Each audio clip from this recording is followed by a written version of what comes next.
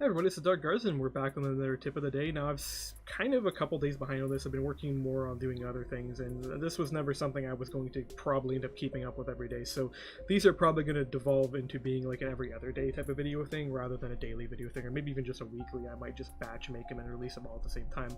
We'll figure that out, as I still have a lot of work to learn how to make these actually look good, because obviously me just showing you a web page with a little bit of backdrop or whatever what I'm working on at the time is not the best way to do these. The plan is to eventually get these animated. Anyways, we're going to attempt to talk about feedback. I'm not sure exactly how to talk about this in a way that would be useful in a video format, as I have a hard time explaining what feedback is or why it's useful. There are other videos on YouTube that do a much better job than what I'm going to do, but we'll take a swing at it because it's kind of useful, at least gives us a chance to work on this and kind of move forward with what we're doing and everything else. So let's start off with what is feedback? Feedback is pretty much any commentary that you can possibly get about what you're working on. It doesn't have to be negative, does not have to be positive, can be neutral, can be anything from somebody giving a short comment to giving a long speech to teaching you a new technique, whatever. It's any kind of event that is related to you showing off your work or your work being seen by others. The great way to look at this is kind of in the term of system theory. System theory has something called a feedback loop. It's a simple ideal that you put in something and something happens and you get a result back out, and that result then feeds back into you putting something in and getting it back out. In this case, you can imagine it almost as two dots. Let's actually pull out paint. This will be the first time I've actually tried to do this on one of these videos. Paint real quick. So, way to think about this, because this is kind of how a feedback loop works, and I actually do plan to do videos on feedback loops at some point because I love system theory. But you have this ideal is that you have stuff going in, stuff going out. And how this tends to be is, this is you, and ignore Windows yelling at me, and this could be comments. That's one way to look at it, because what's happening is that you're putting something in, and this could be your work. You're putting work and time into that work to create something. You're creating something beautiful, you're creating something with great game mechanics, you're creating something that people use, all that work and time, and then it goes into what is actually would be the community, or it can be like just a single person, and they will give back comments, and you will read those comments, and you'll get back something out of those comments. You'll get some kind of feedback out of that. The feedback is what you get, and this feedback could be anything from being positive to negative to just neutral feedback. It could just be pretty much anything, any kind of feedback you can get, and you'll get out of that result. Now, one thing with feedback is a lot of people will actually assume that only the first two things can happen. You only get positive feedback and you only get negative feedback, and people tend to hang on the negative feedback way too much.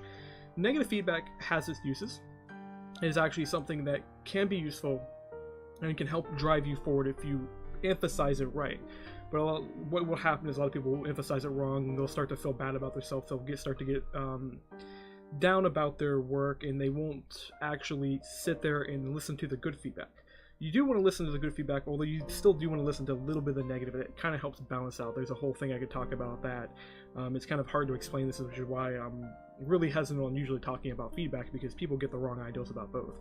So you do want to listen to the positive feedback, you do want to listen to the negative feedback. The positive feedback will help encourage you, it'll help move you forward, you'll help people go like, yeah, I like what you're doing, and that'll help you go like, oh yeah, I'm going in the right track and everything else. Negative feedback, of course, will try to push you the other direction, but you do want to listen to both, and there's reasons for listening to both. Listening to negative feedback will help remind you of things that you're not doing. You really have to get good at understanding feedback in a way that you're not being hurt by what's being said, because you will get a lot of negative feedback where people are going and they're just saying they don't like your work, they don't like what you're doing, and they won't say anything about why. If you get feedback like that, just flat out ignore it. If somebody just says they don't like something, but if you get feedback going like, I don't like it because the hair color is wrong, I don't like it because the controls are a little sluggish, or I don't like it because I can't work it with this mod or it crashes or something like that, that's feedback that's negative, but is a little bit more useful, because now you're hearing a problem. You're hearing a problem statement come out of it. And the problem statement's like the controls are a little bit sluggish. So you can actually dig down and go like, why are the controls sluggish? And you can work with that feedback to figure out what's wrong, so that way you can improve what you're working on. And it's up to you if you want to improve it. Like if your plan was to make sluggish feedback in the first place, ignore that whole situation. but you can listen to that and you can get a little bit of stuff coming back from that. The positive feedback may not give that to you. Positive feedback may be on the result of this as something like, hey, I like your stuff, which is cool. It's nice to hear you're liking something, but it's not very useful. A better way to put this is that this would be criticism, maybe it's the way to put it instead of calling it negative feedback. Negative feedback that actually has something useful, it would be criticism. Maybe, I don't know. We're getting into a whole bunch of semantics at that point, and I'm not very good at that. But positive feedback, you'll get people say you like your stuff, which is cool. It's a really good motivational tool and everything else. But if they're not telling you something, so if they start saying like, I like your stuff because the pipes look amazing, or I like the way they flow, or they connect, I like the way this machine runs and operates, I love the animation, I love the sound effects, that tells you a little bit more. That means that person enjoys that element of your system, and then you can actually talk to them about more and go ask them, what else do you like about the mod? What do you not like? Because somebody who actually likes something may not actually like another part of your mod or the work you're working on or the project. And it's important to actually talk about that stuff, because they'll give you a little bit better criticism because they won't be as negative about it. But it's important to listen to both sides of the positive and negative feedback. And the reasoning behind this has to do a lot with stuff I've seen firsthand go on. So when I was working with Calculavi had this problem. One, he would completely ignore negative feedback. So he wasn't very good with criticism. If he got criticism, he would actually more likely be the person to yell at somebody rather than actually take the criticism well. On top of this, he listened to some of the positive feedback a little too much, and this caused him to actually make changes to his mods that alienated people. So you'd have a group of people, say he had like 100 people that liked his mod, and he would start listening to like 3 or 4 of them. 3 or 4 people would be very vocal about what they wanted, what they liked, and he listened to those 3 or 4 people, and he would make the changes they wanted. He'd make his mods harder, he'd make them do this and that. He would focus on these different elements, and he'll start alienating. So 100 people we had, he'll start getting 50, 30, and by the time he's done, he's only got 10 people that are actually enjoying the mod. And I know this example is pretty bad because he used to get millions of downloads, but he did actually alienate a lot of people from his mods by purely listening to positive feedback.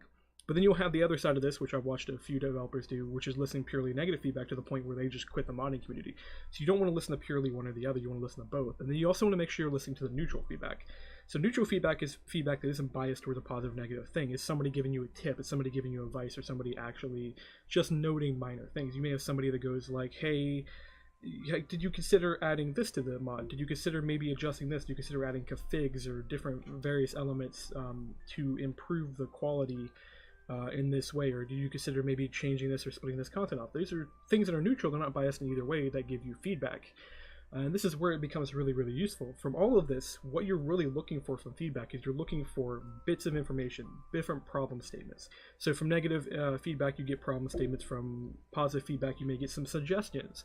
Neutral, you'll get some more suggestions that you can all bring together to build new content, to polish your content, to make your content better.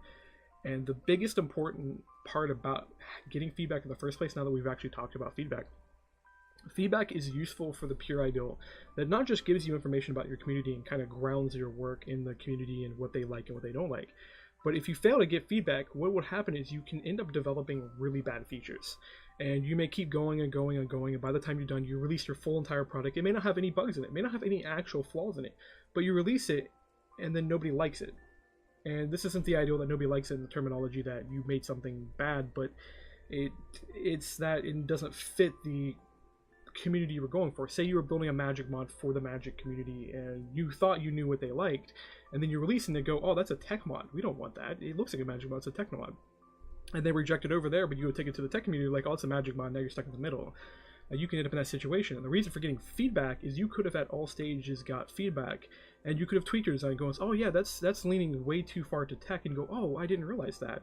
And you can come back and you can tweak your design a little bit and make some changes here and there to make it pure more like it's a magic system, and so on and so on. And it gives you a good chance to make that stuff. And the reason for doing it at all stages is that, say you're working on something very basic, so you make a fan that pushes somebody around and you show it off without the graphics. You may get suggestions for graphics that you didn't even think about before you even started the graphics, so that way you didn't waste time on graphics, and you could have got a chance to go, is like, hey, did you consider maybe doing a box fan or a square fan or maybe even a triangle fan? and they can put that on the block and you can model that and stuff out. You may not have thought about this. Now, one thing to think about with feedback, by the way, is don't let feedback influence what you want as a developer. So if you wanted to have, say, like a hexagon fan and somebody's telling you like you should make a triangle fan, you can stick with the hexagon fan if you want to stick with the hexagon fan. The idea behind feedback is to give you information so you can make judgment calls on your own, and the judgment calls should relate to what you want mixed with what the community wants, mixed with the performance of the software and everything else. Anyways, hopefully I did a decent job at explaining this, because I feel I didn't, but you guys can go ahead and leave feedback in the comments and I can improve my next video. So I'll see you guys later.